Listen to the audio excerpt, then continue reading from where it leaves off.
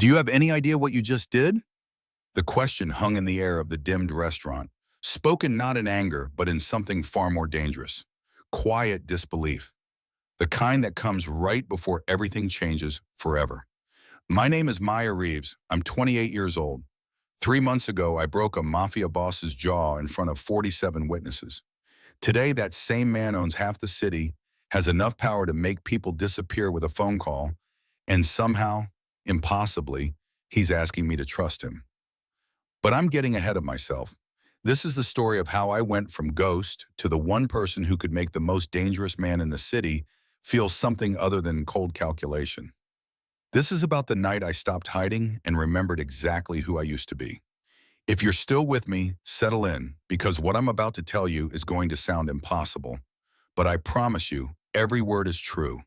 Let me start from the beginning. 2 years ago, I was invisible. Rainbow Diner, third shift, 11 p.m. to 6 a.m., 5 nights a week. The fluorescent lights hummed overhead like dying insects. The coffee maker gurgled and hissed. The smell of grease and burnt toast hung in the air thick enough to choke on. Minimum wage plus tips that barely covered Grace's medical bills. Grace Chen, 73 years old, owner of the diner and the woman who found me sleeping behind her dumpster on a freezing November night 2 years ago. She didn't call the call, didn't ask questions, just brought me inside, fed me soup, and offered me a cot in her storage room. You running from something or someone? Both, I told her. It was the truth. She nodded like that made perfect sense. You willing to work? I would have scrubbed toilets with my bare hands for a warm place to sleep. Yes. Can you waitress? I can learn. And I did. Grace taught me everything. How to balance 4 plates at once. How to remember orders without writing them down. How to smile at customers even when they were rude, even when every instinct I had screamed to defend myself. She got me a fake ID, paid me under the table, never once asked where I'd come from or why I flinched every time the door chimed. I worked at Rainbow Diner for 2 years. 2 years of pretending I was normal. 2 years of forcing my hands to stay gentle when they remembered nothing but violence. Grace had stage 3 cancer. The treatments were bankrupting her. Chemotherapy every other week, radiation, pills that cost more than most people's mortgage payments.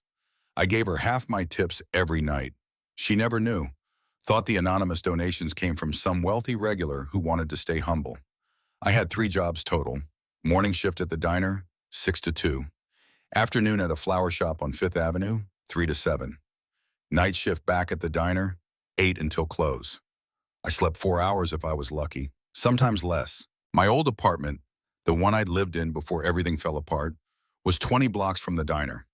I drive past it sometimes on the bus, see the lights on in what used to be my living room.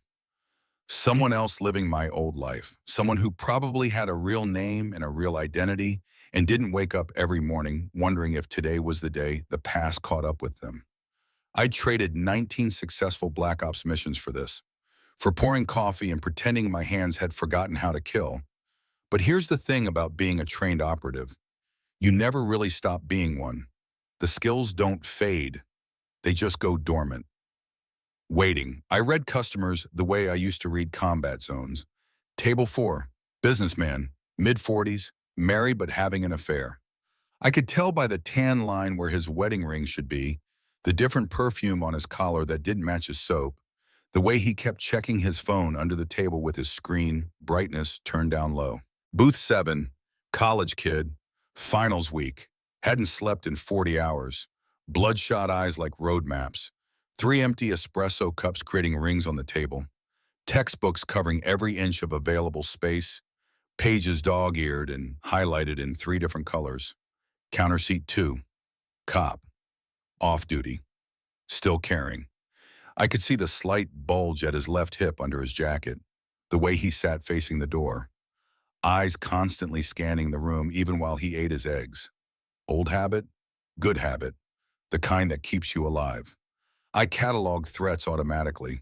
2 exits, front door and kitchen, windows along the far wall, safety glass, would take 3 seconds to break through. Possible weapons within reach. Coffee pot could shatter a skull if swung with enough force. Pen in my apron pocket could puncture a carotid artery. Glass salt shakers on every table were blunt force instruments waiting to be used. Grace noticed once. "Ellie, honey, why do you always stand with your back to the wall?" I shrugged. Old habit. She didn't push. That's why I loved her. She understood that some questions have answers people aren't ready to hear. Every night I gave the other half of my tips to Miguel, the busboy. He was 23, two kids at home. One had asthma. The inhaler cost $200 and his insurance didn't cover it. "Ellie, you don't have to do this. Take it, Miguel." He did. Every time. With tears in his eyes that he tried to hide by turning away and pretending to wipe down tables. Grace saw it happen once. "You're too generous with your money." "Someone was generous to me," I said. "I'm just paying it forward." She squeezed my hand. Her skin was paper thin. I could feel every bone. That's when I knew the cancer was winning. I was good at being invisible. Better than when I was operational. I'd learned to blur into the background, to be so unremarkable that people looked right through me. The regulars knew me as Ellie Brooks, the quiet waitress who never talked about herself. They had no idea that the woman refilling their coffee had once taken down 6 armed men in 43 seconds. I told myself this was better, safer, that I'd left that life behind and it couldn't touch me anymore. I was so sure I'd buried that part of myself deep enough that it would never resurface. Then Dante Moretti walked into Rainbow Diner. It was a Tuesday night, late, almost midnight. We were about to close. Just me, Grace in the back, counting the register, and Carl the cook wiping down the grill. The dinner rush was long over. I was refilling salt shakers, moving through the familiar routine when the door opened. 3 men walked in first. Big men. The kind who move like they're used to people getting out of their way. They wore expensive suits, but there was something wrong about how they wore them. Like putting silk on a pit bull. The fabric draped perfectly, but couldn't hide what was underneath. Muscle, violence, purpose. They scanned the room with practiced efficiency. Eyes tracking every customer, every exit, every potential threat. Security sweeping for problems before their principal entered. Then he walked in. I noticed his shoes first. Italian leather, handmade. The kind that cost more than I made in 6 months. Each step was deliberate, controlled, the leather barely creasing as he moved. Then the suit, perfectly tailored, dark gray that looked black in the dim diner light, custom fit across the shoulders, not a wrinkle anywhere. Then his face. Dante Moretti was maybe 35. Dark hair that fell naturally away from his forehead like he'd just run his hands through it. Sharp jawline that could have been carved from marble. Dark eyes that missed nothing. Handsome in that dangerous way that makes smart people nervous. He moved with the kind of confidence that comes from never having to question whether you're the most powerful person in any room. Because you always are. I knew who he was. Everyone in Chicago knew who Dante Moretti was. The newspapers called him a businessman, real estate developer, owner of hotels and restaurants, and half the commercial properties downtown. His photo appeared regularly in the business section, shaking hands with the mayor, cutting ribbons at charity events, smiling that carefully controlled smile. But everyone knew the truth. Dante Moretti ran the largest organized crime operation in 3 states. Drugs, gambling, protection, trafficking. If it was illegal and profitable, Moretti had his fingers in it. His family had controlled Chicago's underworld for 3 generations. His grandfather built the empire. His father expanded it. And Dante, educated at Wharton with an MBA, had modernized it into something that operated like a Fortune 500 company. And now he was in Rainbow Diner at midnight with 3 bodyguards. The diner went silent. The few remaining customers looked up, then quickly looked down. The kind of studied ignorance that comes from survival instinct. Don't see, don't know, don't get involved. Grace emerged from the back. Her face went pale, paper white, like she'd seen a ghost. "Mr. Moretti." Her voice was barely a whisper, but in the sudden silence, it carried. He nodded once, acknowledgement without warmth, then moved toward the corner booth, the one with a clear view of both exits and the kitchen door. Classic security positioning, probably overkill for a diner in the industrial district, but men like Dante Moretti didn't survive by being careless. His guards took positions, one by the front entrance, one by the hallway to the bathrooms. One remained standing near Dante's booth, hand resting casually near his jacket, where a gun would be. I approached. Order pad ready. Professional smile in place. The one I'd practiced in the mirror for 2 years. What can I get you? Dante didn't look at me immediately. He was scrolling through his phone, fingers moving quickly across the screen. Business at midnight or something else. Espresso. Black. We don't have an espresso machine. I can do regular coffee. His eyes lifted then. Dark. Flat. The kind of eyes that have seen too much and feel too little. The kind that evaluate everything in terms of threat level and usefulness. Then why did you ask what I wanted? One of the guards snickered. I kept my expression neutral. Didn't let anything show. I'll get you coffee. I turned to walk away. Wait, I stopped. Something in his tone made my instincts prickle. Not fear. Recognition. The same tone interrogators use right before they get mean. What's your name? Ellie, Ellie. He said it slowly like he was tasting the word, looking for poison. You work here long? 2 years. And you like it? Serving coffee to truck drivers. Cleaning up after people who don't even see you. I met his eyes, held them. It's honest work. Something flickered across his face. Amusement, maybe. Or contempt. With men like him, it was hard to tell the difference. Honest work. He repeated it like it was a foreign concept. He leaned back in the booth, spreading his arms across the top of the seat.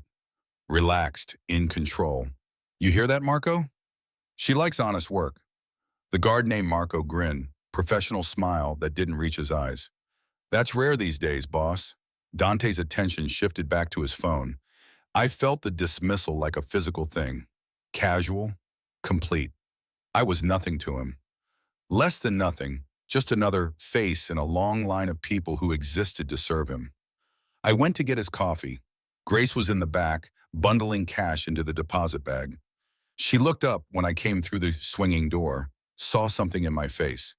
Everything okay out there? Fine. Just some late customers. We're closed, Ellie. We're closed. You can tell them that. They're not the kind of people you tell no. Dorothy's expression tightened. She'd lived in this city long enough to understand what that meant. How many? 4. 1 at the table, 3 standing guard. Guard, her hand stopped moving. Ellie, maybe you should go home. I can handle them. I poured coffee into a white ceramic mug. The liquid was dark, almost black. It had been sitting since the dinner rush, probably tasted like burnt rubber. It's fine, Grace. They'll be gone soon. But my hands were shaking slightly as I carried the coffee back out. Dante was on a call now, speaking rapid Italian. I caught enough to understand he was angry about something. A shipment, delays, someone not following instructions. His tone was cold, controlled, but there was violence underneath it. The kind of violence that didn't need to be loud to be deadly. I set the coffee down carefully. Didn't want to interrupt. Didn't want to be noticed. He ended the call abruptly. Mid-sentence from whoever was on the other end, picked up the cup, took a sip, set it back down. This tastes like burnt dirt. It's been sitting since dinner rush. I can make a fresh pot. Don't bother. He pushed the cup away. How much do you make working here? The question caught me off guard. I'm sorry? How much do you make working here? He spoke slowly now, like I was stupid. Simple question. I don't think that's any of your business.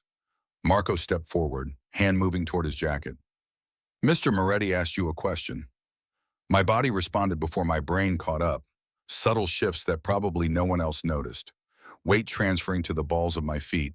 Shoulders dropping half an inch. Hands relaxing at my sides. Combat ready without looking like it. I caught myself. Forced stillness. Forced normalcy. Minimum wage, I said quietly. Dante laughed. Actually laughed. It wasn't a pleasant sound. Sharp, mocking. Minimum wage. You hear that? She makes minimum wage serving coffee that tastes like burnt dirt in a diner that smells like grease and failure. The other guards joined in. Performative laughter. They laughed because their boss found it funny, not because it was actually funny. And you're what? Proud of this? Dante continued. This honest work? You think there's dignity in being poor? In serving people who don't even see you? I think there's dignity in earning your own way. Earning, he said it like a curse. You want to know what earning means? Real earning? I made more in the time it took me to drink that terrible coffee than you'll make in a year. That's earning. Then why are you here?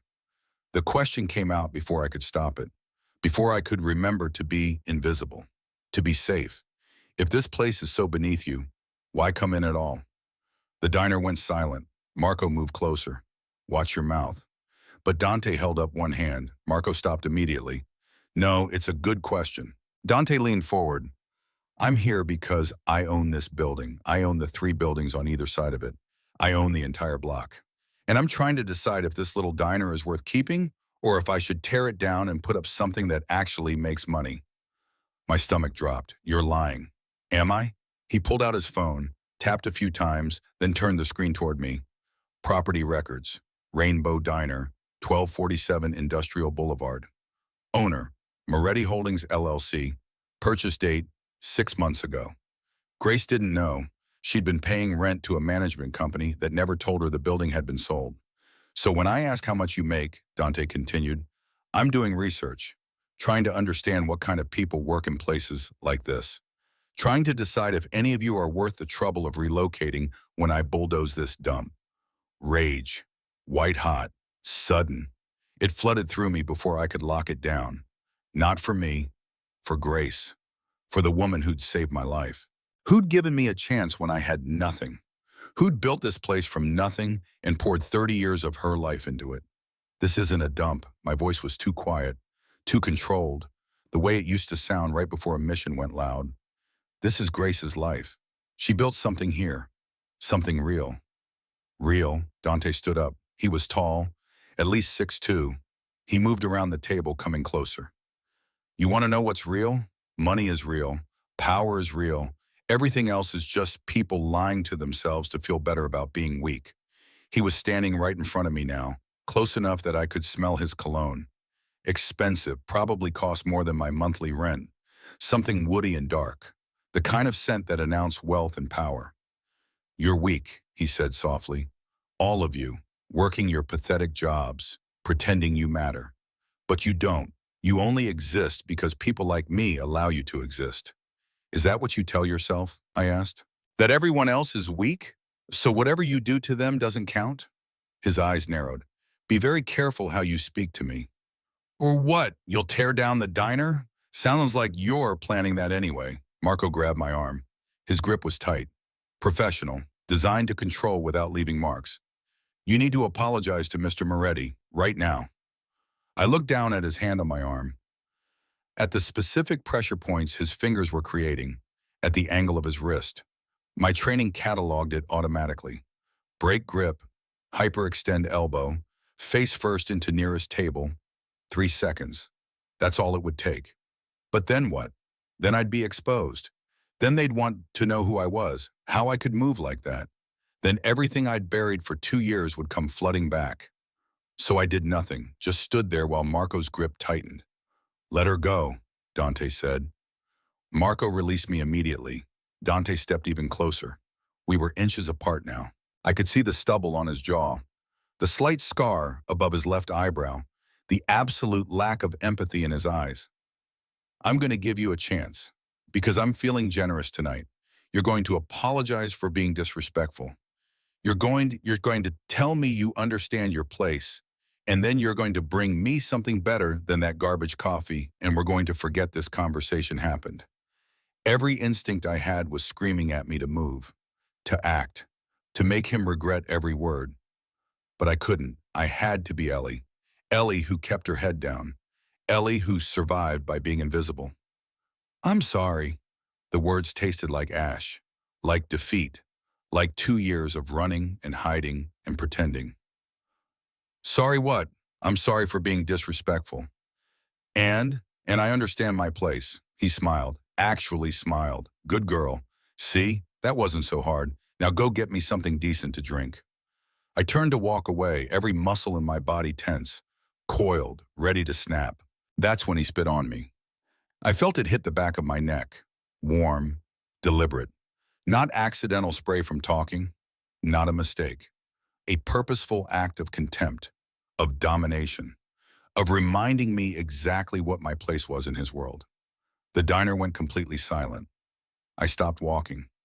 Every muscle in my body locked into place. My hands, relaxed at my sides a moment ago, were suddenly fists. My breathing, steady and controlled, came faster. Behind me, I heard Marco laugh nervously. Boss, that's cold. She needs to learn, Dante said. They all need to learn. I turned around, slowly. Dante was smiling, actually smiling, like degrading another human being was entertainment, like reducing someone to nothing was just another Tuesday night. You have something to say? He asked. I didn't speak, couldn't trust my voice, couldn't trust myself. That's what I thought. Now clean yourself up and get back to work. You're lucky I don't make you lick it off the floor. More laughter from the guards, performative, cruel, and something inside me broke. Not loudly, not dramatically, just quietly like ice cracking under pressure. Something I'd kept locked down for 2 years. Something I'd buried under layers of normal and safe and invisible. That something broke free. I moved, not with thought, not with planning, pure instinct. Muscle memory from 4 years of training in 19 missions where hesitation meant death. 3 steps forward, weight transfer, hip rotation, every ounce of force in my body channeling through my shoulder, through my arm, through my fist. The punch caught Dante directly on the jaw. Perfect placement, right where the mandible connects to the skull. Maximum impact, maximum damage. I felt bone break, felt his head snap to the side, felt the exact moment his brain registered the impact and his legs stopped working. He dropped, just collapsed, like someone had cut his strings, hit the floor hard, didn't move. The diner erupted into chaos. Marco reached for his gun, but I was already moving. Caught his wrist mid-draw, twisted, felt the small bones grind against each other. The gun clattered to the floor. I swept his legs, put him down in less than 2 seconds. The second bodyguard came at me, bigger than Marco, slower.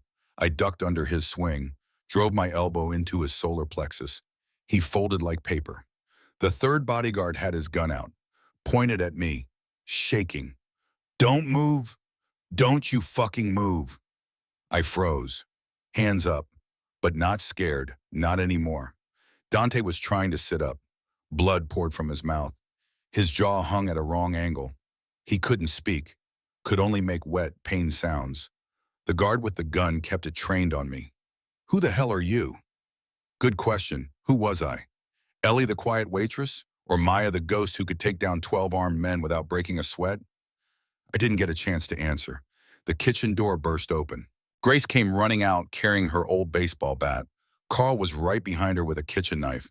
Get away from her, Grace shouted. Grace, no, I started, but she was already swinging. Caught the guard with the gun across his forearms. He yelled, dropped the weapon. Carl kicked it away. Grace positioned herself between me and Dante. Bat raised, 73 years old, barely 5 feet tall, holding a baseball bat like she meant it. Get out, all of you. Get out of my diner right now. Marco was trying to help Dante up. The boss's eyes found mine. Even through the pain, even with his broken jaw, the look he gave me was pure murder. Absolute. Final. You're dead, Marco said for him. You understand that? You're dead. He's going to kill you. Kill everyone you've ever known. Try it, Grace said. Come back here. Please, give me a reason.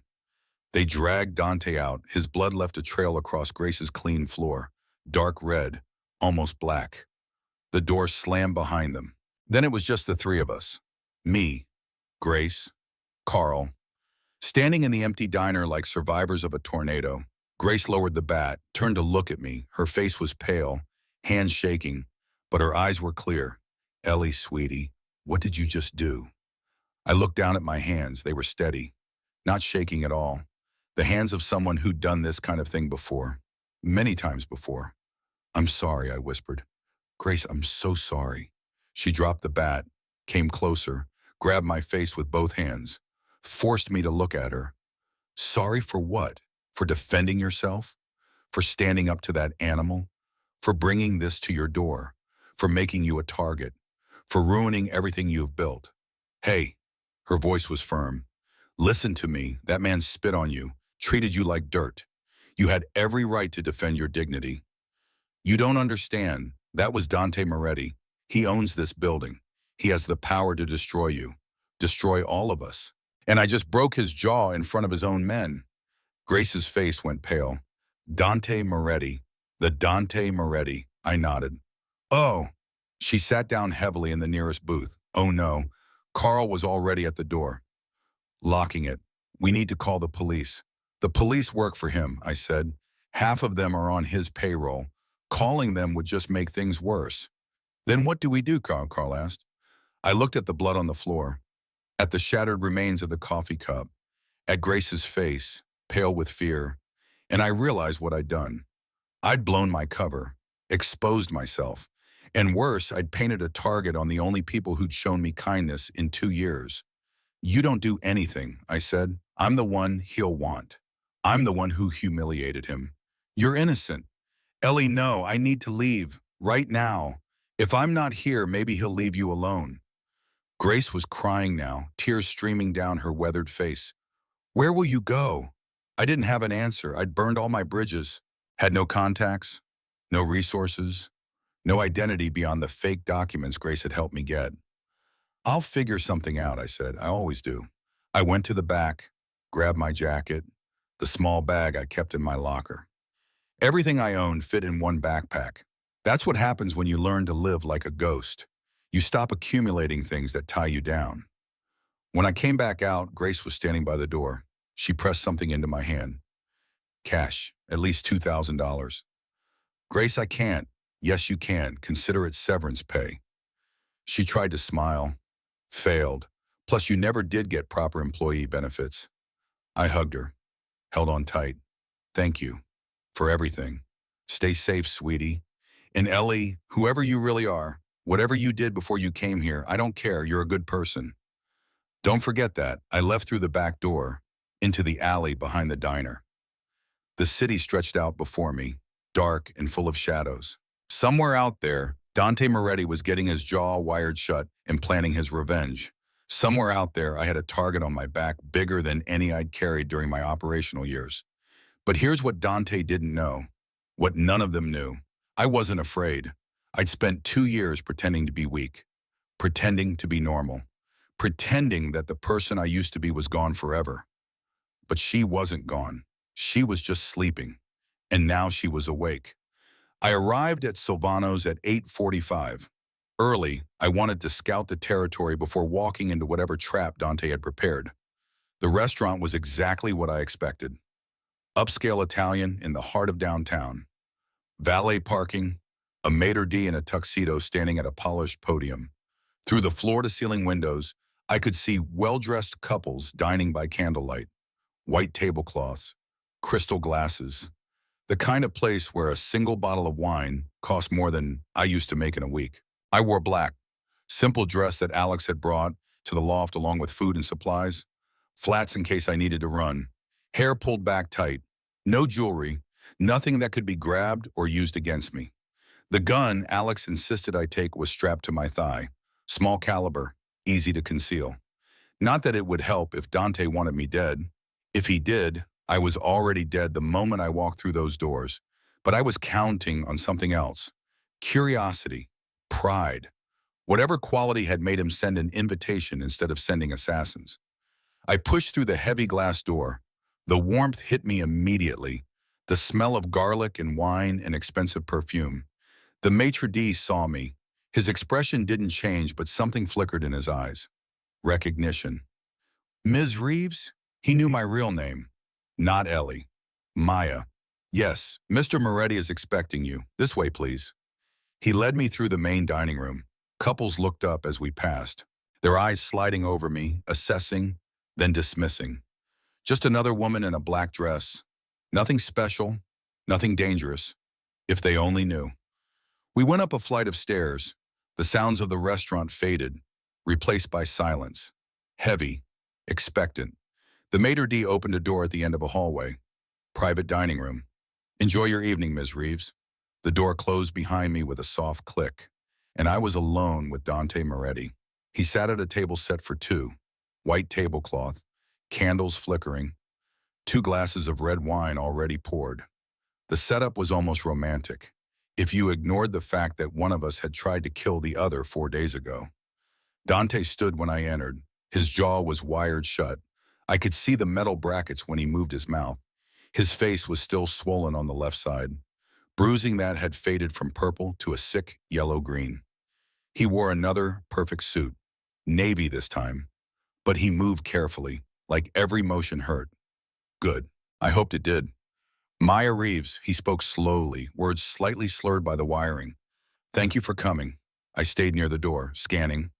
2 exits, the door I'd come through and another behind Dante that probably led to the kitchen.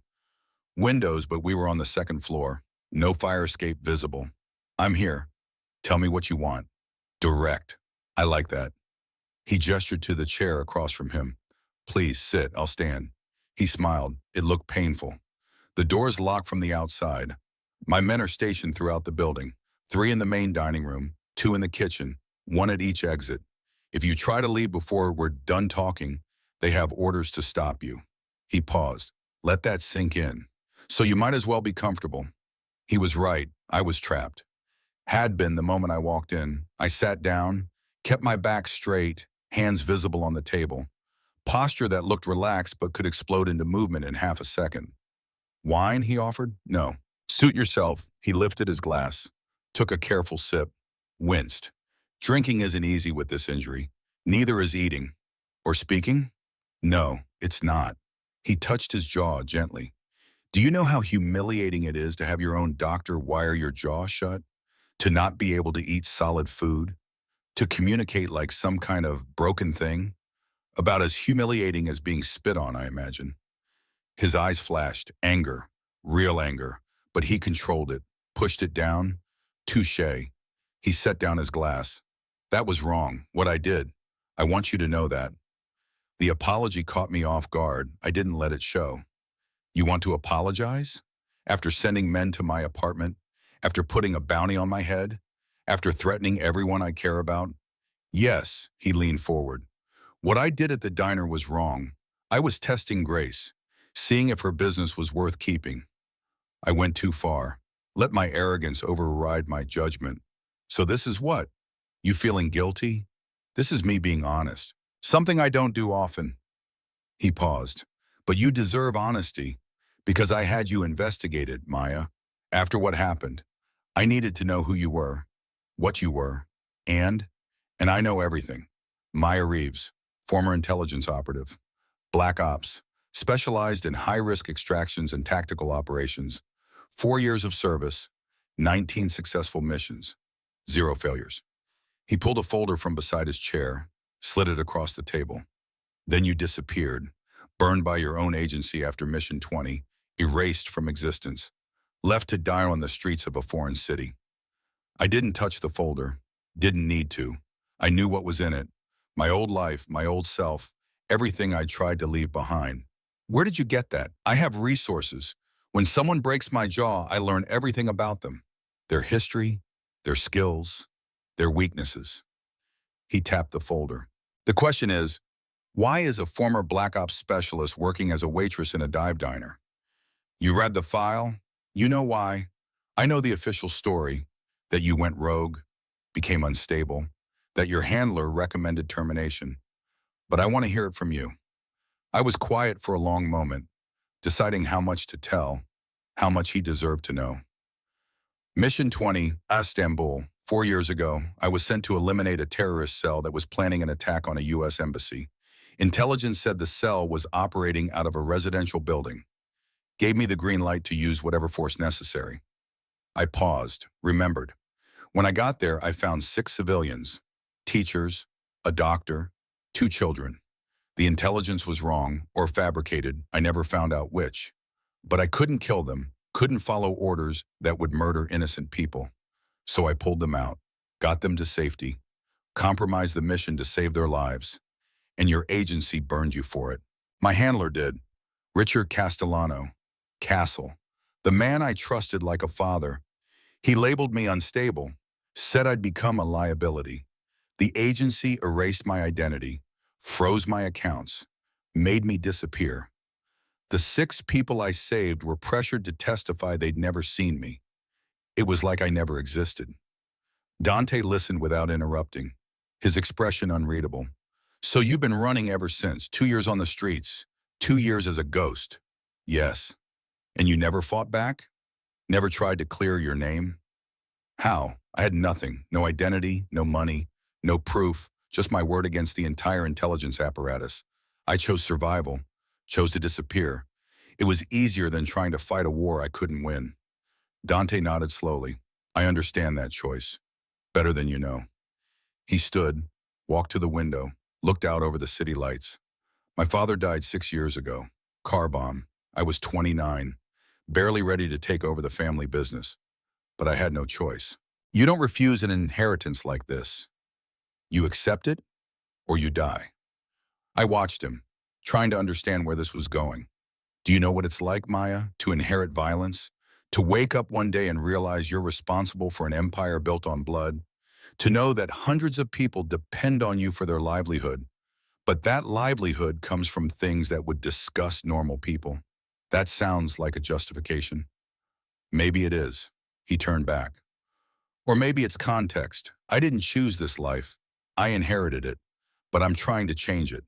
Trying to build something better, cleaner, legal businesses, real estate, hotels, construction. I'm trying to transition away from the old ways. Noble, I kept my voice flat.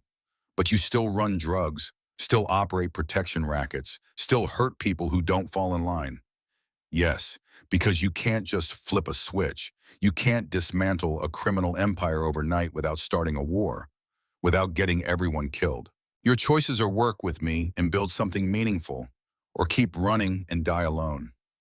His voice softened. Maya, I see something in you, something I recognize. You were built to be a weapon, trained to do violence. But somewhere along the way, you started questioning whether that's all you are, whether you could be something more, something better. He wasn't wrong. That's what made it dangerous. I tried to go straight, he continued, tried to be legitimate, but the world doesn't let people like us change. We're defined by our worst actions, by our history, by what we've done. Unless we find someone who understands, who's been broken the same way, who chose to stay broken rather than become something worse. I stood up. This was a mistake. I shouldn't have come. Sit down, we're not done. Yes, we are. I moved to the door, tried the handle, locked like he'd said. Maya, his voice was harder now. You're not thinking clearly. I'm thinking very clearly. You want me to become what I've been running from for 2 years. You want me to go back to being a weapon, to doing violence for money instead of for something I believed in. The cause betrayed you. That doesn't mean I become you. The words hung in the air, sharp, final. Dante's face went cold. Become me. You say that like I'm a monster, aren't you? He stood, slowly, dangerously. The candles flickered. Shadows danced across his face. You know nothing about me, about what I've built, about why I do what I do. You see the surface and think you understand the depths. I see a criminal who hurts people, who intimidates them, uses them, treats them like they're nothing. I protect people. His voice rose for the first time. Losing control. Do you know how many families rely on me for income? How many neighborhoods I've funded when the government abandoned them? How many kids have gone to college because I paid their tuition? With blood money, with money that actually helps them. While your precious government talks about change and does nothing, I make things happen. I build things. I protect my own. By spitting on waitresses, by threatening to tear down a woman's life work because it's not profitable enough. That stopped him. He sat back down, composed himself, fingers pressed against his temples. That was wrong. I already said that. I was testing her, seeing if the business was worth keeping. I went too far. You think? I didn't know you then. Didn't know you'd actually stand up to me. Most people don't. Most people just take it, accept their place. That's what I expected. So you abuse people until they break. That's your test. No, he looked up, eyes intense. I push people to see who they really are. Pressure reveals character. You could have stayed quiet, could have kept your head down, but you didn't. You stood up. You defended grace. You chose dignity over safety. That's rare, Maya. That's valuable. He leaned forward. That's exactly why I need you. Because you're not afraid. Because you'll tell me the truth. Because you're not one of my men who only agrees with me because they're scared. You'll keep me honest. Push back when I'm wrong. Help me be better than I am. I moved back to the table, stood over him. You have 24 hours, I said. Then what? You kill me if I refuse? Dante met my eyes. The hunt resumes, the bounty stands. Everyone you care about becomes a target until you have no choice but to accept or die. He stood, walked to the door, unlocked it himself. My driver will take you wherever you want to go. Think about what I said. Really think about it. Because tomorrow at this time, if you say no, everything changes. I walked toward the door, stopped beside him. This isn't a partnership offer. It's coercion. Call it what you want, but it's also an opportunity to stop running, to use your skills for something that matters, to be more than a ghost hiding in the shadows. I left without responding. His driver was waiting, black sedan, tinted windows. He opened the back door without a word. The ride back to the loft was silent. I watched the city pass by, lights and shadows, people living their lives, unaware of the darkness underneath. When we arrived, Alex was waiting outside, pacing. You're alive. Disappointed, terrified. What happened? I told him. Everything. The dinner, the offer, Dante's words, the 24-hour deadline. Alex listened without interrupting. When I finished, he was quiet for a long time. You can't seriously be considering it. I'm not. But Alex, he made points I can't ignore. Like what? Like I'm going to die if I keep running. Like the government I serve betrayed me. Like maybe working for someone who's honest about what he is better than working for people who lie. He's a criminal, Maya. So were we. We assassinated people, overthrew governments, did terrible things and called it patriotism. That's different. How? How is it different? Alex didn't have an answer. We stood there in the cold, two former operatives who'd lost their way. Finally, Alex spoke. His voice was quiet, pained. There's something you need to know. What? I haven't been completely honest with you. My blood went cold. What does that mean? Alex wouldn't meet my eyes. 6 months ago, Dante's people approached me. They knew I was looking for you.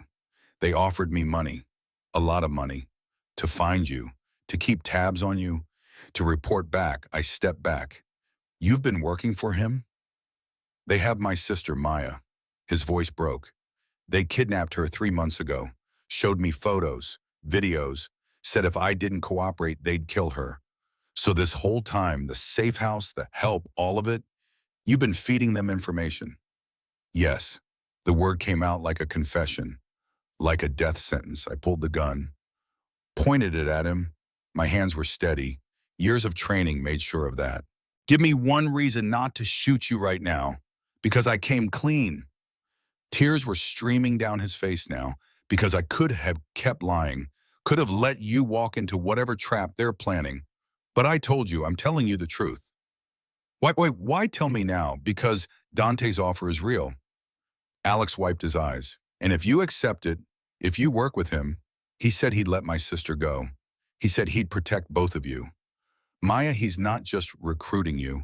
He's trying to isolate you, make you choose him over everyone else, make you dependent. I kept the gun trained on him. How do I know you're not lying now? How do I know this isn't just another layer of manipulation? You don't. You have to choose to believe me. He looked at me directly. But Maya, I swear on everything I have left, I'm telling you the truth now. I should have told you sooner. Should have been honest from the start. But I was scared. I'm still scared. Where's your sister now? I don't know. They move her every few days. I get photos to prove she's alive. That's it. I lowered the gun. Not because I forgave him, but because shooting him wouldn't solve anything. You're leaving, I said. Tonight. Disappear. If I see you again, I won't hesitate. I understand. He pulled out an envelope. This is everything I have on Dante's organization. Financial records, property holdings, known associates. It's not much, but it might help. I took it. Get out, Maya, I'm sorry. For everything, I know. I opened the loft door. Now go. He left. I watched him walk down the street, disappearing into the darkness. Another person I'd trusted, another betrayal. I was truly alone now. Inside the loft, I opened Alex's envelope, spread the documents across the table. Financial records, shell companies, offshore accounts. One name kept appearing. Carlo Moretti, Dante's uncle. The one who died 6 years ago in the same car bomb that killed Dante's father. Except the accounts were still active. Small transactions. Careful. Consistent. Someone was using a dead man's accounts. I spent the next 6 hours analyzing the data, looking for patterns, following the money. At 3 in the morning, I found it. A property deed, purchased 7 years ago, 1 year before Carlo's death. In Mexico, under a shell company name. Then another. Life insurance payout, $5 million, collected by a cousin in Italy. Except according to everything I could find, the Moretti family had no cousins in Italy. Then border crossing records. Someone matching Carlo's description. Entering the U.S. 3 months ago from Mexico, right when the threats against Dante started. Carlo Moretti wasn't dead. He was alive. And he was coming for his nephew. At 6 a.m., my phone rang. Unknown number. Grace's voice. Terrified. They have me, Maya. I'm sorry. Then Dante's voice, cold, final. Pier 17, 1 hour. Come alone. Or she dies. The choice was made. I stood there, gun in one hand, phone in the other. And I made my choice. I wasn't running anymore. The shipyard was 40 minutes away. I took 3 different buses, made sure I wasn't followed. Old habits. I arrived at 7:45. The place was massive, abandoned for years, rusted shipping containers stacked like toys, warehouses with broken windows, water on one side, one road in and out, perfect kill box. I approached on foot, gun in hand, every sense alert. 2 of Dante's men at the entrance. They saw me, didn't raise weapons, just spoke into radios. She's here, send her in. They stepped aside. I walked through, into the main warehouse, empty except for a single chair in the center. Grace sat in that chair, tied up, gagged, tears streaming down her face. 2 more guards behind her, guns drawn. Dante stood off to the side, leaning against a shipping container, arms crossed, waiting. You came. You have Grace. Of course I came. Most people would have run. Let the old woman die. Save themselves. I'm not most people. No, he pushed off from the container. You're not. That's why we're here. He walked to Grace, pulled off her gag. She gasped for air. Maya, you shouldn't have come. Quiet. Dante's voice was gentle, almost kind. He turned to me. Here's how this works. You have a choice. Prove your loyalty right here, right now, or everyone dies. What do you want me to do? He pulled out a gun, handed it to me. Kill her. The world stopped. Everything went silent. I could hear my heartbeat, could feel the gun's weight in my hand. What? Kill Grace, pull the trigger. Prove you're willing to do whatever it takes. Prove you're serious about working for me. I can't. You can. You've killed before. 17 confirmed kills according to your file. What's one more? She's innocent. And the people you killed for your government were guilty? All of them? Every single one? I didn't answer. Couldn't. Because he was right. Some of the people I'd killed were just following orders. Just doing their jobs. Just in the wrong place. This is different. How? Because she's family. Exactly. He stepped closer. And this is the price of joining my family. Proving you're willing to do what's necessary, to make impossible choices, to put loyalty above emotion. I looked at Grace. She was crying, but not begging, not screaming, just looking at me with those kindies. It's okay, Maya. Her voice was soft. I'm old. I've lived my life. My daughter's safe. My grandkids are safe. That's all that matters. Grace, no. If this is what you need to do to survive, if this is the only way out, then do it. I forgive you. My hand was shaking. The gun weighed 1,000 pounds. I'd killed before to protect, to serve, to survive. Could I kill for this? To prove loyalty to a man I hated? To save myself? No, I couldn't. I turned the gun on Dante instead. No, my voice was steady, clear. I'm done making impossible choices. Done compromising who I am. Done becoming what other people want me to be. Dante's guards moved. Weapons up. Ready. But Dante held up one hand. They stopped. You'd actually shoot me? Try me. And then? My men kill you. Grace dies anyway. Everyone dies. Maybe. But at least I die knowing I didn't become you. We stood there, gun between us, everything balanced on a razor's edge. Then Dante smiled. Really smiled. Not the cold, calculated one. Something genuine. You passed. What? He gestured to his men. They lowered weapons, started untying Grace. This was a test. I needed to know if you were really as principled as you seemed, if you'd actually choose honor over survival. Most people don't. Most people break when you push hard enough. He stepped closer. Into the barrel of the gun, I was still pointing at him. But not you. You were ready to die rather than compromise. That's rare, Maya. That's valuable. That's exactly why I need you. You were never going to kill her. No. But you didn't know that. You made the choice anyway. That's what matters. He gently pushed the gun aside. So here's my real offer. Not work for me. Work with me. As a partner, someone I can trust to tell me when I'm wrong, to keep me honest, to help me build something better than what I inherited. Grace was free now, confused, alive. I went to her, held her. Are you okay? I should be asking you that. She looked at Dante. Maya, what have you gotten yourself into? I don't know yet. Dante had his phone out. Calling someone, get a car here, take Grace home, post security at her apartment. 24/7, she's family now. He looked at me. Family is protected. I helped Grace stand. A car arrived minutes later. She hugged me tight before leaving. Be careful, sweetie. The car drove away. Then it was just me and Dante and his men. Now what? I asked. Now we find who's trying to kill me. He gestured to the warehouse. This wasn't just a test for you. It was bait for them. Whoever wants me dead knows I brought you here. Knows I'm exposed. If they're watching, they'll make their move. Who are they? Good question. He pulled out a tablet, showed me surveillance footage. This morning, my office, someone accessed my private files. Financial records, personnel files. They were looking for something. What? My uncle's accounts, Carlo's accounts, the ones that should be closed. I pulled out my phone, showed him what I'd found. The property deed, the life insurance, the border crossings. Carlo's alive. Dante's face went white. No, that's not possible. I identified his body. I held his hand at the funeral. Then someone faked it, because he's alive. And he's here, in Chicago. And I think he's the one who's been trying to kill you. Before Dante could respond, gunfire erupted from the north side of the warehouse. Get down! We dove for cover. Bullets sparked off metal. Glass shattered. Dante's men returned fire. The warehouse exploded into chaos. How many? I shouted. At least 10, Marco called back. Maybe more. They've got us surrounded. Dante was on his phone, calling reinforcements. But they were 20 minutes out. We had maybe 5 minutes before we were overrun. I looked around, calculating.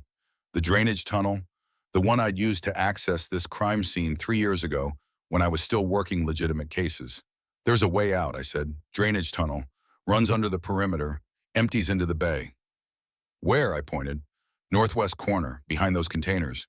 Can we make it if we move now? Dante gave orders. Marco and 2 others would provide covering fire. The rest of us would run for the tunnel. On 3, 1, 2, 3. We moved, bullets chasing us. I led the way. Through containers, around debris, every instinct firing. The tunnel entrance was half buried. Rusted grate. I kicked it once. Twice. It gave way. Inside.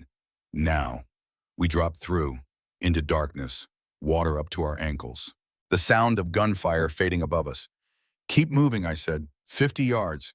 Then we're clear. We ran through that tunnel. Cold water. Darkness. Behind us, shouts. They'd found the entrance. Faster. We emerged at the bay. Climbed out. Dante's reinforcements were arriving.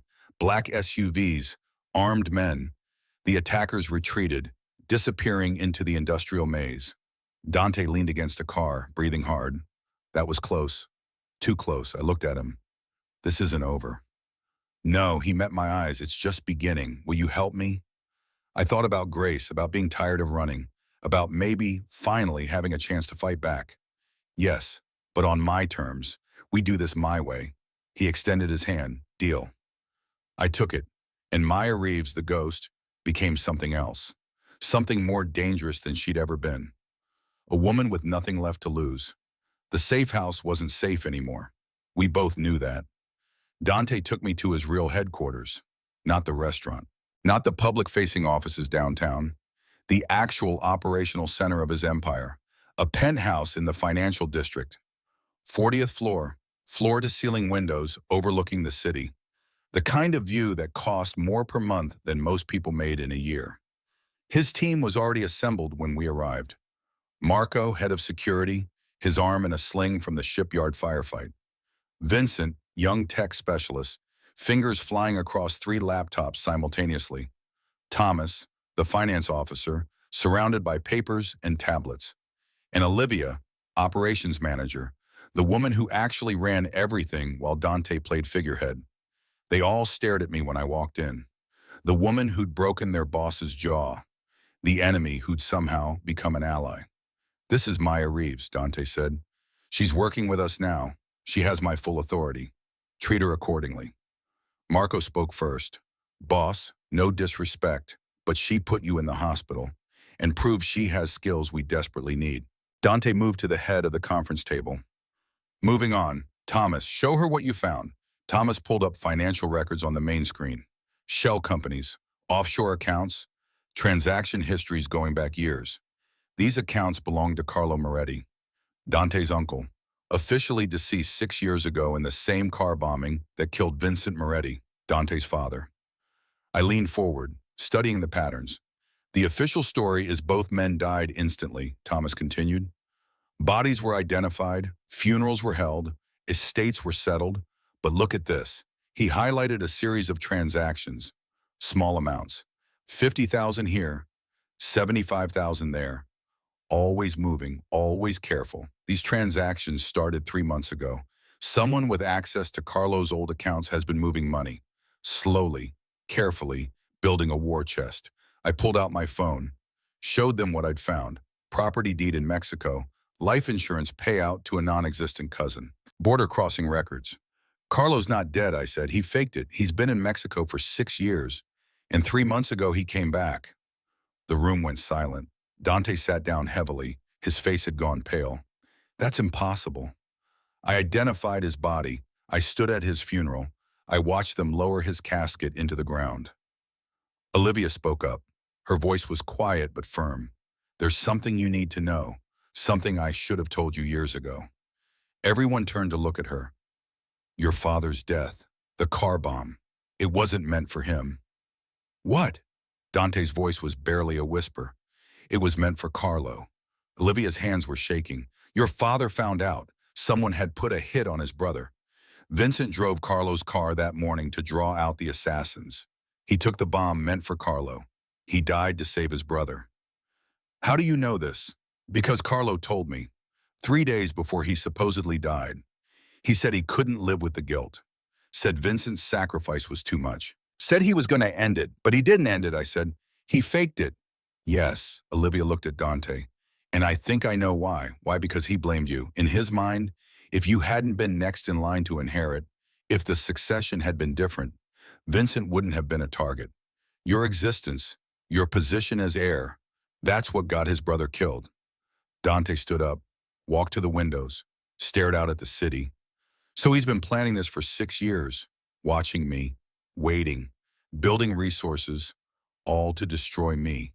Not just destroy, I said, looking at the transaction patterns again. He's been recruiting. These payments aren't random. They're salaries. He's building a parallel organization. People loyal to him, not you. Marco leaned over my shoulder. How many people? I counted the unique accounts. At least 40, maybe more. Enough to start a war. Vincent's computers beeped. Boss, I've got something. Security footage from this morning, the office break-in. He pulled it up on the main screen. Grainy black and white, a figure moving through Dante's private office, face hidden. But the walk, the posture, the way he moved. Freeze it there, Dante said. Zoom in. Vincent did. The figure's hand was visible, an old scar across the knuckles. Distinctive. Dante's voice was hollow. That's Carlo. I'd know that scar anywhere. I was there when he got it. We were kids. He was teaching me to fight. Broke his hand on a brick wall demonstrating a punch. So it's confirmed, Marco said. Carlo Moretti is alive, and he's coming for you. Not just for me. Dante turned from the window. For all of us. He won't just kill me. He'll dismantle everything. Everyone loyal to me becomes a target. Then we find him first, I said. We know he's in Chicago. We know he has at least 40 people working for him. We know he's been accessing your systems. That gives us a starting point. How do we find a ghost? Thomas asked. The same way you find anyone. I moved to the whiteboard, started writing. Follow the money. Track the movements. Find the pattern. Carlo's been careful, but nobody's perfect. He'll make a mistake, and when he does, we'll be ready. Dante looked at me. You've done this before. Hunted people. It's what I was trained for. High-value target extraction. You identify the target's patterns, their habits, their weaknesses. Then you exploit them. How long will it take? I looked at the data, the financial records, the surveillance footage, the transaction patterns. If we work fast, 48 hours, maybe less. Marco shook his head. We don't have 48 hours. If Carlo's making his move, he'll strike soon. Tomorrow, maybe tonight. Then we don't sleep. I looked around the room. Everyone here, this is your full-time job until we find him. Vincent, I need access to every camera in the city. Traffic cams, security feeds, everything. Thomas, track every transaction from Carlo's accounts. Find out where the money's going. Who's getting paid?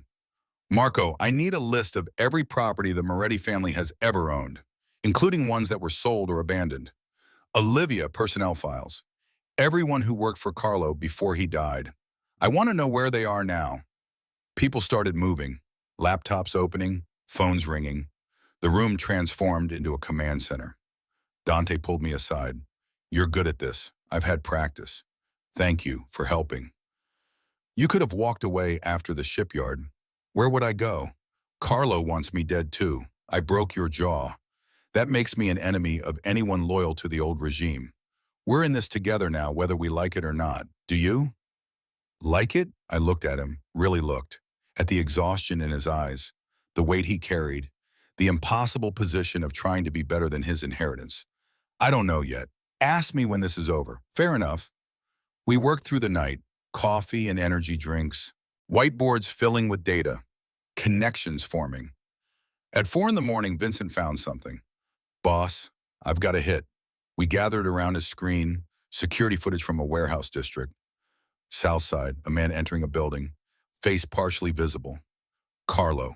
When was this? Dante asked. 2 hours ago, I leaned in. That building, what is it? Thomas pulled up property records. Old textile factory, been abandoned for 15 years. Owned by a shell company. He scrolled down. Same shell company that owns the property in Mexico. That's his base, I said. Has to be. Could be a trap, Marco warned. He knows we're looking for him. Of course it's a trap. I stood up, but it's also an opportunity. If Carlo's there, we can end this tonight. You want to assault a fortified position with unknown hostiles? Marco looked at Dante. Boss, that's suicide. What do you suggest? Dante asked me. I grabbed a marker and started drawing on the whiteboard. The factory has 4 entrances. Main loading dock here. Side door here. Roof access here. Underground tunnel system here. How do you know about the tunnels? I investigated a crime scene there 4 years ago. Back when I was still legitimate, body dump. The tunnels connect to the old subway system. Most people don't know they exist. So we use the tunnels, Dante said. Come up from below. We split into 3 teams. I pointed at the map. Team 1 through the tunnels. Team 2 creates a distraction at the main entrance. Team 3 takes the roof. We hit him from all sides simultaneously. When? Marco asked. Now, before he knows we found him, before he can relocate. We have maybe a 2-hour window. Dante looked around the room. Everyone in? His people nodded, one by one. Then let's end this. We assembled in 30 minutes. 20 men total. Dante's core security team plus some trusted soldiers from his legitimate businesses, men who had families, who wanted out of the old life, who believed in what Dante was trying to build. I wore black tactical gear that Olivia provided. It fit perfectly, like she'd known my size exactly. "You've done this before," she said. "Prepared for people. It's what I'm good at." She handed me a weapon. Glock 19, standard issue, plus 3 extra magazines. I hope you don't need them. Me too. The tunnel entrance was 10 blocks from the factory, an old maintenance access point hidden behind a condemned building. Vincent had the security codes from city archives. The lock clicked open. We descended into darkness. 3 teams. I led Team 1, 8 people including me. Marco led Team 2, 10 soldiers who would create the main distraction. Vincent led Team 3, 2 tech specialists who would take the roof and provide overwatch. Dante insisted on coming with my team. I told him it was a bad idea. He came anyway. "This is my family," he said. "My responsibility. I won't send people to die while I sit safely behind." We moved through the tunnels, old brick and concrete, water dripping, rats skittering. My flashlight beam cut through the darkness. Behind me, footsteps. Controlled breathing? Professional. The factory tunnel entrance was exactly where I remembered. Rusted grate. I'd marked it years ago during my investigation. Yellow paint, still visible. This is it. I tested the grate, locked from above. Dante stepped forward. "Let me." He pulled out a small device. Plasma cutter. Cut through the lock in 15 seconds. The grate swung open. "After you," he said. We climbed up, into a basement storage area. Boxes and debris, dust thick enough to choke on. But I could hear voices above. Movement. Carlo's people. I held up my fist. Everyone stopped. Used hand signals. Marco had confirmed everyone was ex-military or trained enough to understand tactical sign language. 3 hostiles. Second floor, northeast corner. We moved up the stairs. Silent. Each step carefully placed. The factory main floor opened before us. Massive space. Old machinery still in place. Rusted assembly lines, broken windows letting in moonlight. And people. At least 30. Carlo's soldiers. Armed, alert, positioned around something in the center of the room. I raised my scope, zoomed in. Carlo Moretti sat in a chair. Gray hair, older than his photos, but unmistakable. The same sharp features as Dante. The same eyes. He was talking to someone. I couldn't hear the words, but I could see his expression. Calm, confident, like everything was going exactly as planned. Then I saw what he was talking to. Not someone, something. At explosives. Wired throughout the factory. Enough C4 to level the entire building and everything in a 3-block radius. This wasn't just a base, it was a bomb. I signaled Dante, showed him through the scope. His face went pale. "We need to leave," he whispered. "Now, we can't. Those explosives will kill everyone in range, including families in the residential buildings nearby." "So what do we do?" I looked at the setup, the wiring, the detonators. Tried to remember my training. Bomb disposal wasn't my specialty, but I'd had the basics. I can disarm it. But I need time, and I need Carlo distracted. "How long?" 10 minutes, maybe 15. Dante pulled out his radio. Keyed it. "Marco, you ready?" "Ready, boss. Hit them. Everything you've got. Copy that." 3 seconds later, the main entrance exploded. Not with Carlo's bombs, with flashbangs and smoke grenades. Marco's team pouring in. Guns firing. Carlo's men turned, returning fire. The factory erupted into chaos. "Go," Dante said. "I'll cover you." I ran, low and fast, using machinery as cover. Bullets sparked around me. I didn't look back. Didn't think, just moved. Reached the explosives.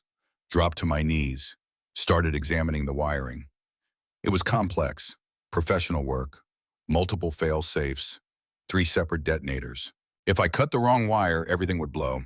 I traced the circuits, found the main control box, pulled it open. 10 wires, color-coded, but not standard military colors. Carlo had changed them, made it harder. Think, use logic, follow the current. Red wire connected to blue, blue to yellow, yellow to green. green to black, black to the primary charge. I needed to disarm them in reverse order. Black first, then green, then yellow, then blue, then red. My hands were steady. Years of training, muscle memory. I cut the black wire. Nothing happened. Good. Cut the green wire. Still stable. Behind me, gunfire. Shouting. The battle raging. I blocked it out. Focused. Yellow wire. Cut. Blue wire. Cut. One left. Red. But as I reached for it, I saw the problem. The red wire had a pressure sensor.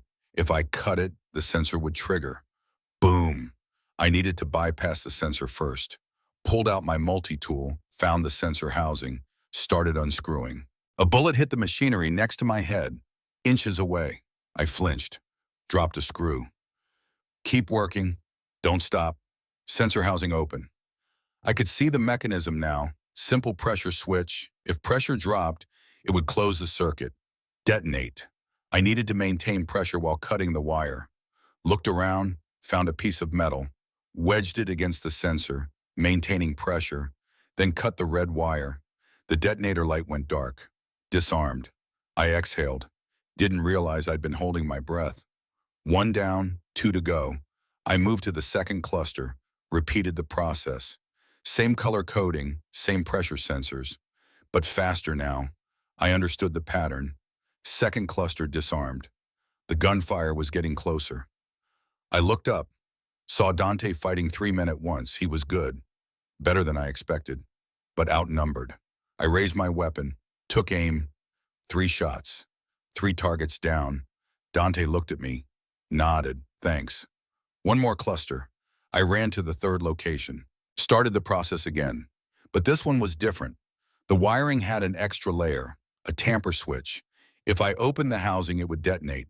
I needed a different approach. Looked at the power source, battery pack. If I could drain the battery without triggering the switch, the whole system would die. I pulled out 2 wires from my gear, copper, conductive, created a short circuit across the battery terminals. The battery started heating up, draining fast. 30 seconds, 20, 10. The detonator light flickered, then died. All 3 clusters disarmed. I stood up, looked around the factory. The fighting had moved to the upper levels, Marco's team pushing Carlo's men back. Then I saw him, Carlo, moving toward a back exit, trying to escape. Not on my watch. I ran. Full sprint, vaulted over machinery, slid under a fallen beam. My body remembering how to move, how to hunt.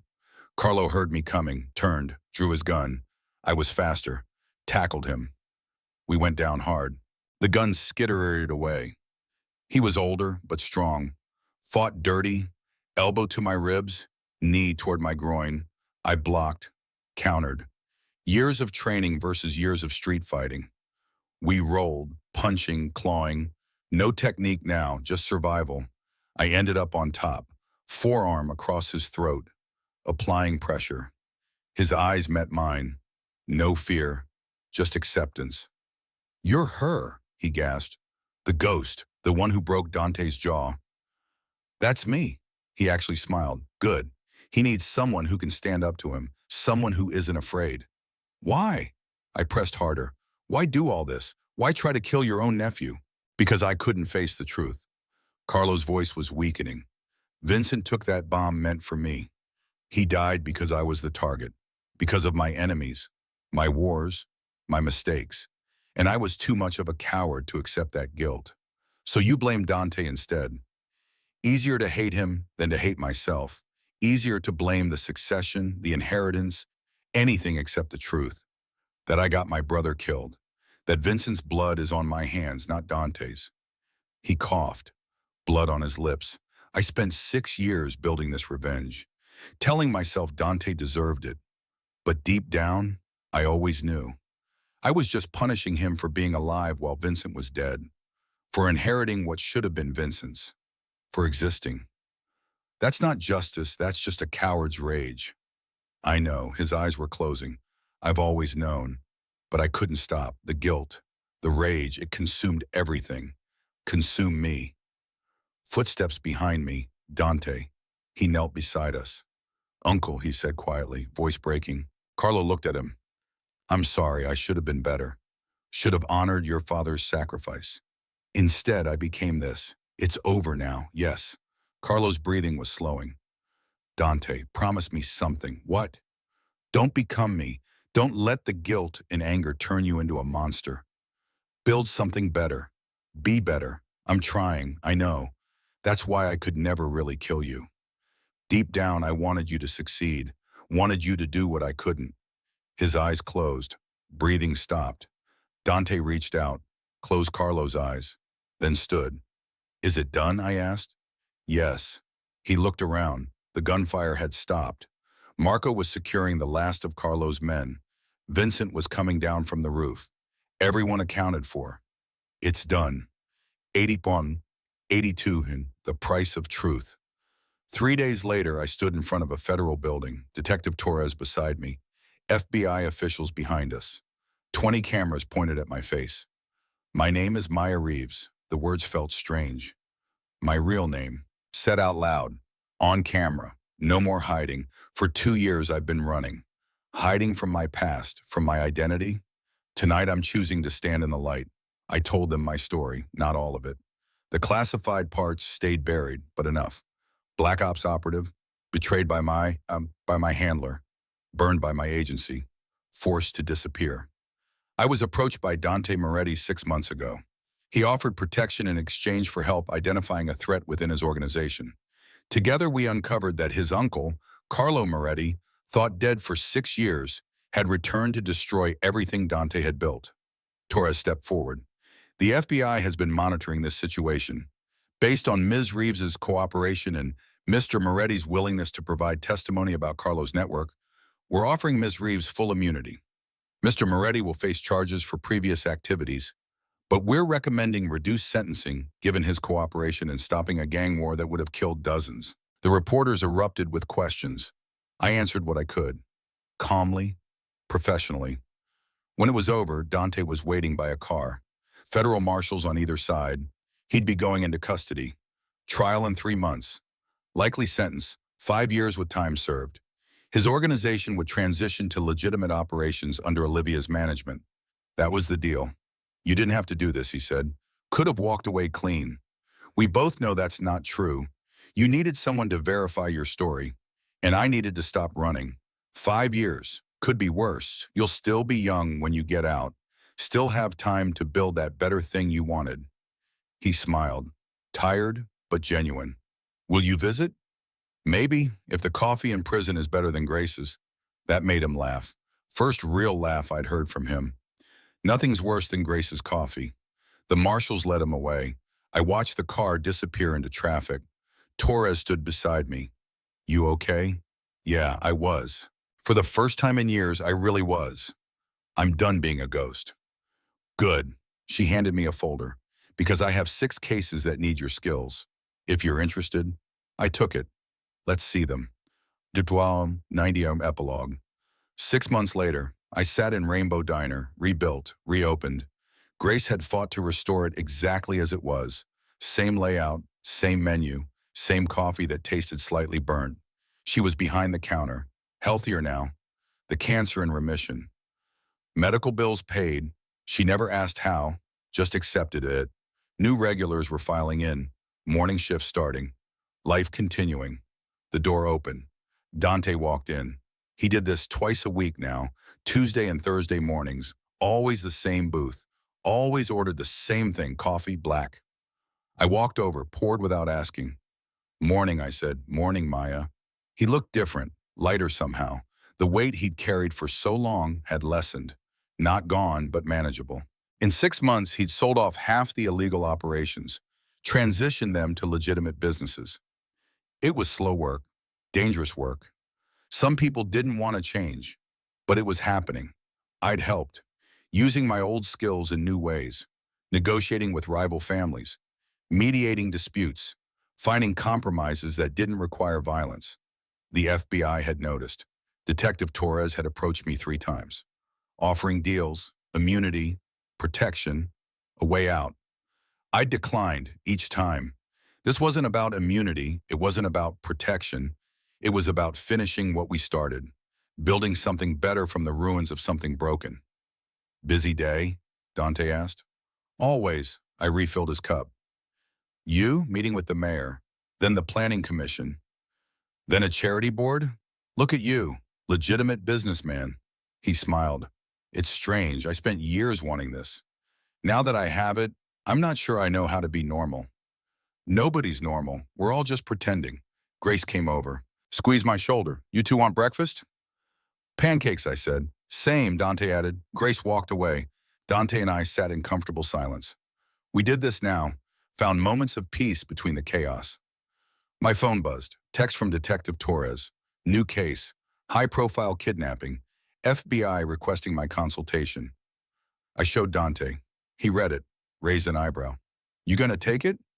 Maybe. What do you think? I think you should do what feels right. You don't need my permission. No, but I value your opinion, he considered. Then use your skills to help people. That's what you're good at. That's who you are. What about what we're building? The transition? I'll manage. I've got good people. Olivia handles operations. Marco's training new security. Thomas is restructuring finances. We'll be fine. You sure? Yes, he met my eyes. Maya, you helped me when I didn't deserve it. You kept me honest, pushed me to be better. But you don't owe me your life. If you want to consult for the FBI, do it. If you want to disappear and be normal, do that. Whatever you choose, you have my support. Grace brought pancakes, set them down. You two aren't dating, are you? She asked. Because the tension is thick enough to cut with a knife.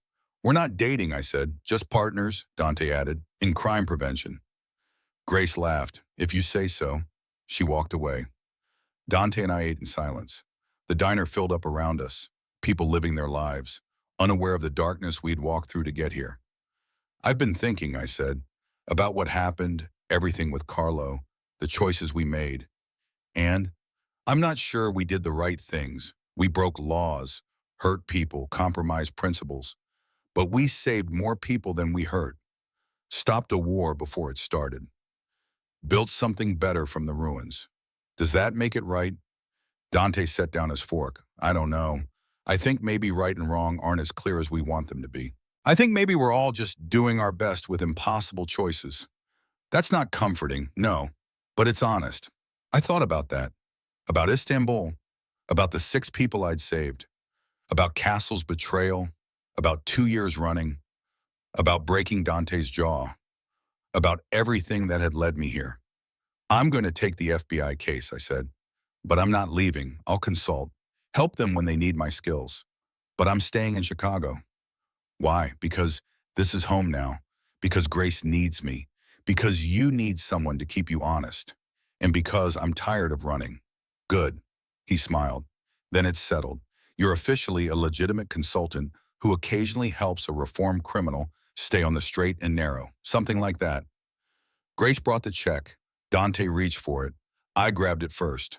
My turn. You paid last time. And I'm paying this time. Deal with it. He raised his hands in surrender.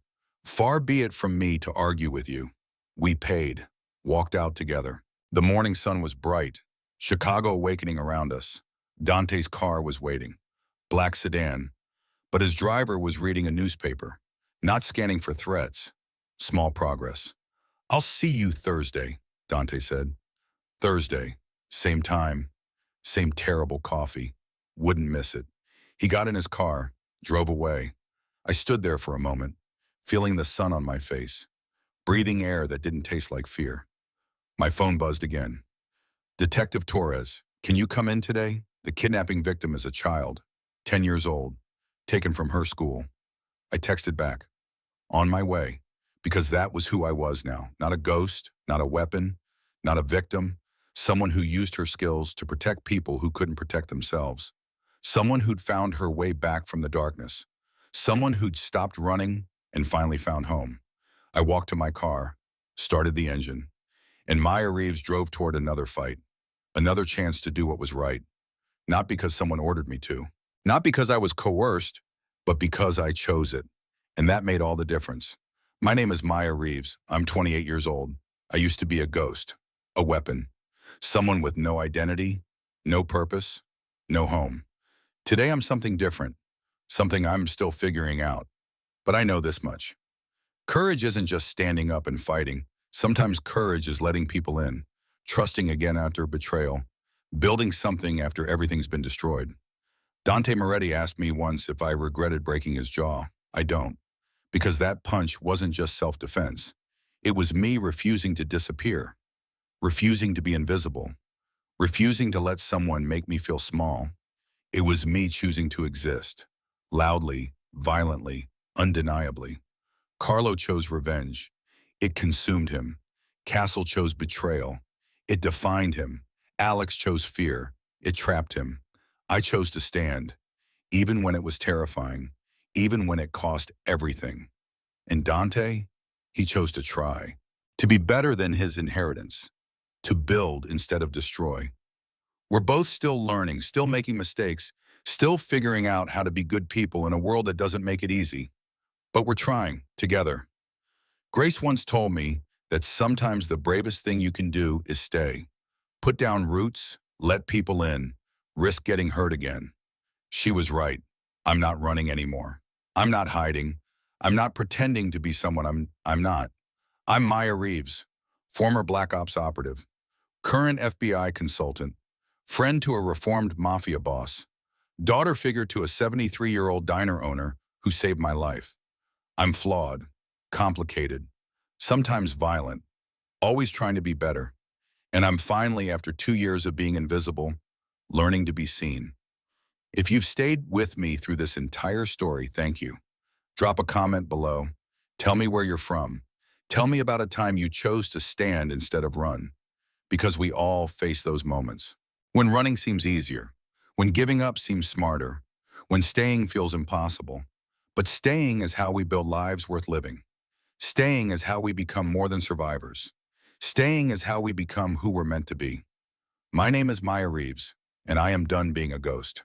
Choose bravely, choose honestly, and remember, you're one decision away from a completely different life. Make it count.